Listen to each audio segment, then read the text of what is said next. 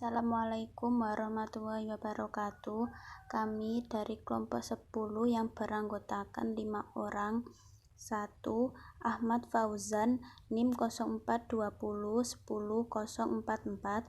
2. Bayu Maulana Putra, NIM 0420 10049. 3. Cynthia Wulandari, NIM 0420 10298. 4. Anah Titin Prihatin, NIM 0420 10014. 5. Linda Octaviona, NIM 0420 10034, ingin mempresentasikan tentang fungsi pengawasan dan pengendalian manajemen. Pengertian manajemen. Secara umum, manajemen adalah suatu proses di mana seseorang dapat mengatur segala sesuatu yang dikerjakan oleh individu atau kelompok. Manajemen perlu dilakukan guna mencapai tujuan atau target dari individu maupun kelompok tersebut secara kooperatif menggunakan sumber daya yang tersedia. Manajemen menurut beberapa ahli. Para ahli memandang ilmu manajemen dengan pengertian beragam.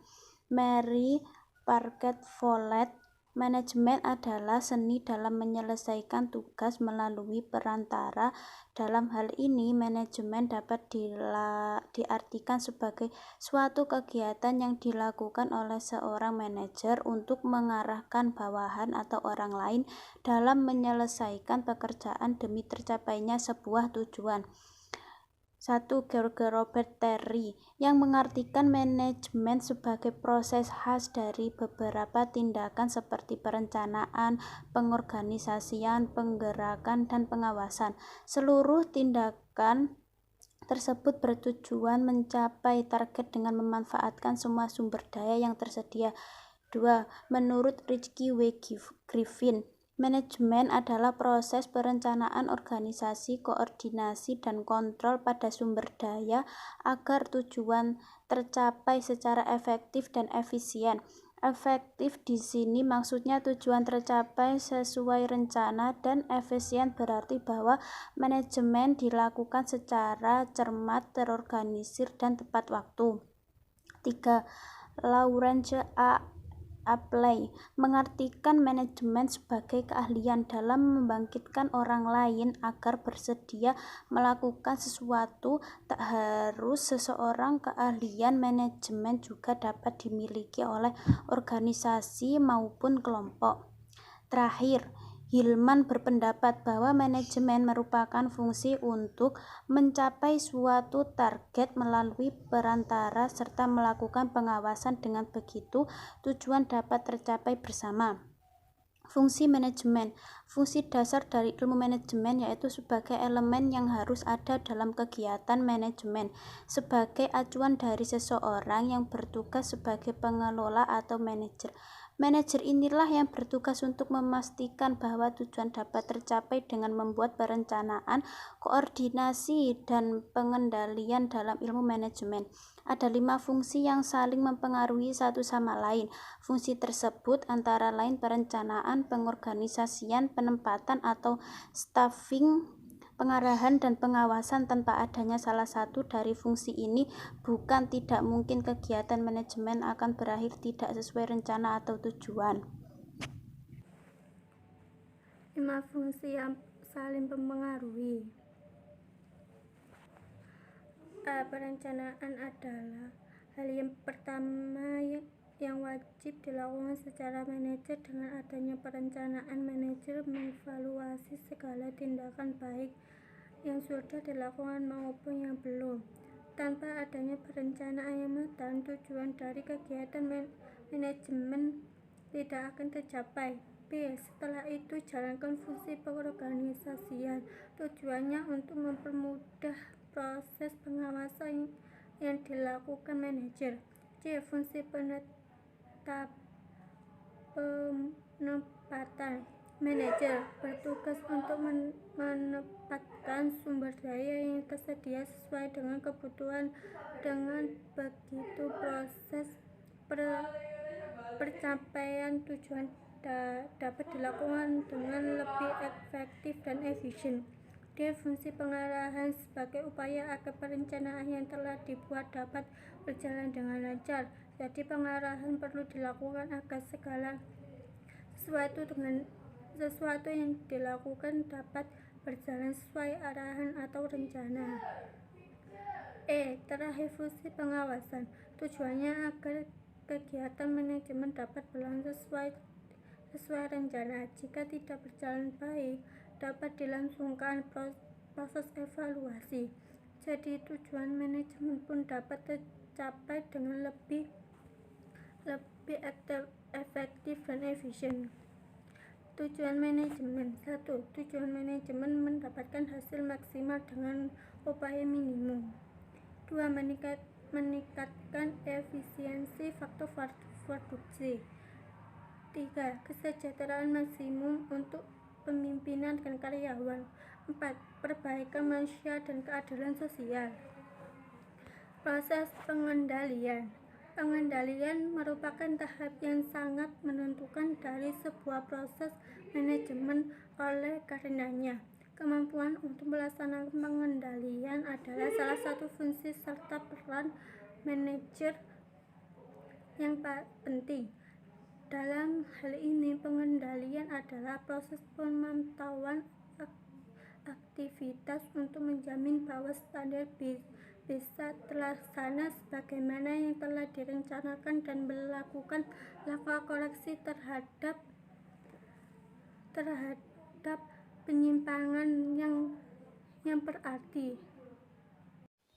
Fungsi dan tujuan pengendalian. 1. Mencegah terjadinya penyimpangan atau kesalahan dengan melaksanakan pengendalian secara rutin yang juga disertai adanya ketegasan-ketegasan di dalam pengawasan, yaitu dengan pemberian sanksi yang sewajarnya atas penyimpangan-penyimpangan yang terjadi.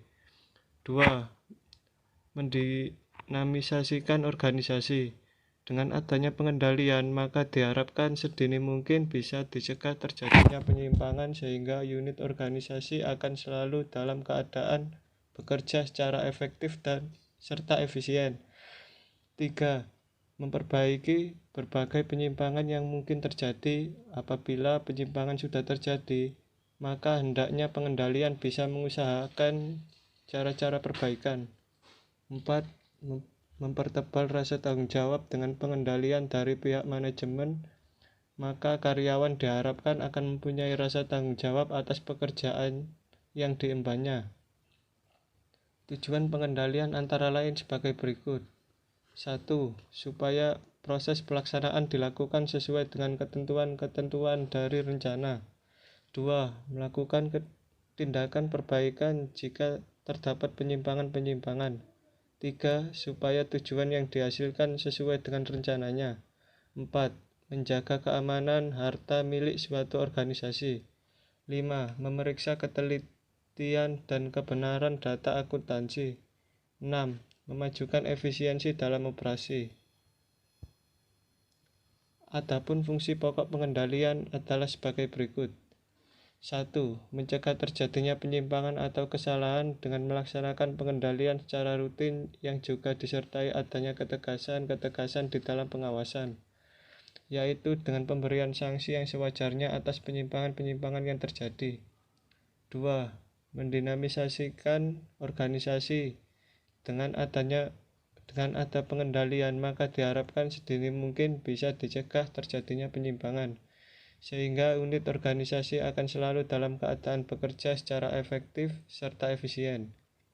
3. Memperbaiki berbagai penyimpangan yang mungkin terjadi. Apabila penyimpangan sudah terjadi, maka hendaknya pengendalian bisa mengusahakan cara-cara perbaikan. 4. Mempertebal rasa tanggung jawab.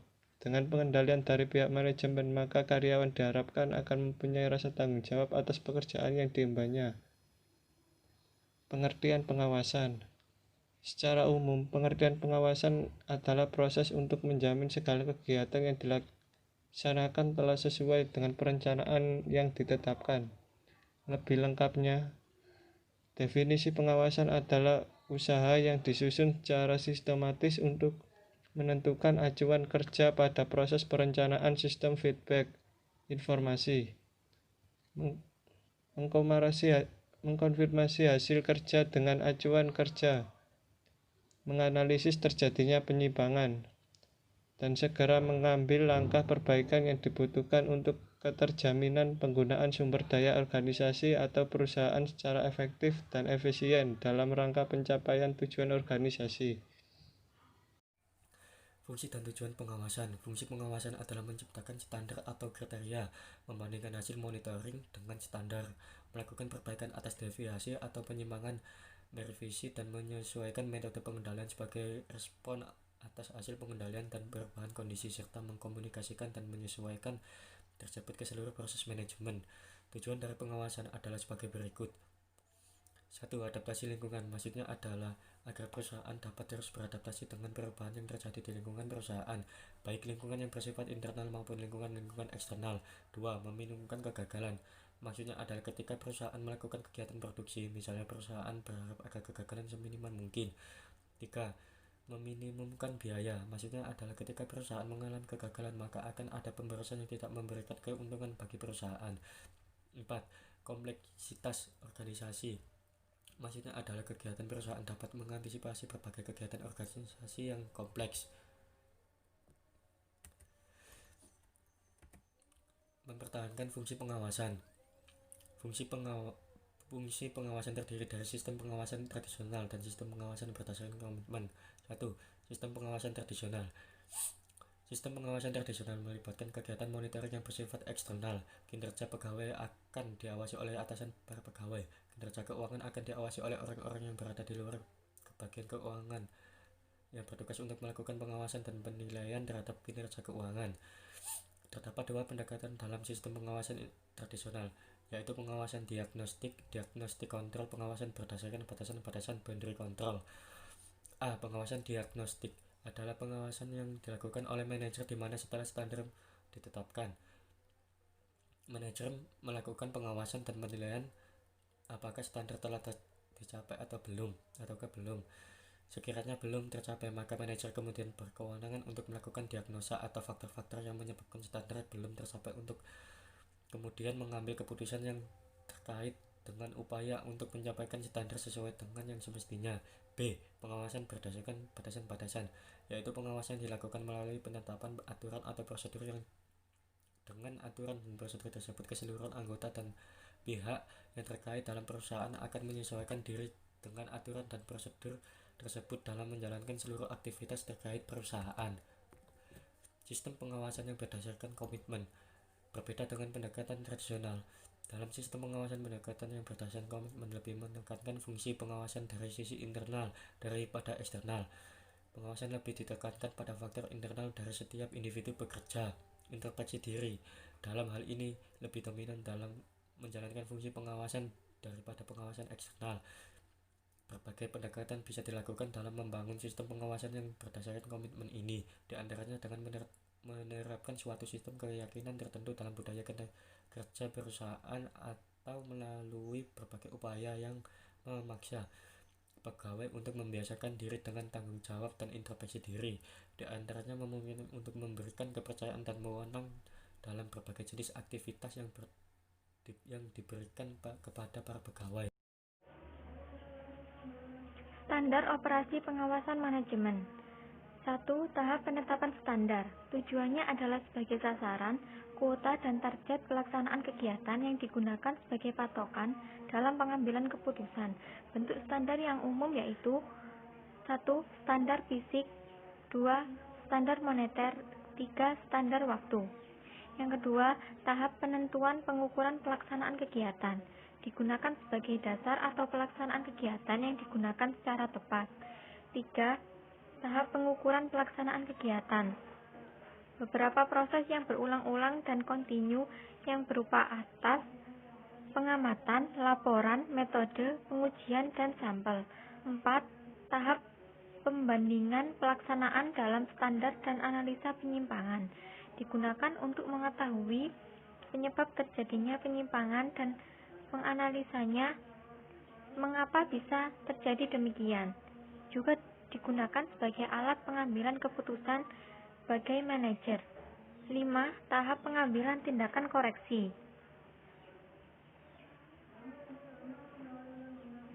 Ada beberapa konsep dasar fungsi pengawasan antara lain: 1. Kita harus mengetahui mengapa fungsi pengawasan diperlukan. 2. Kita harus paham pengertian dan pengawasan.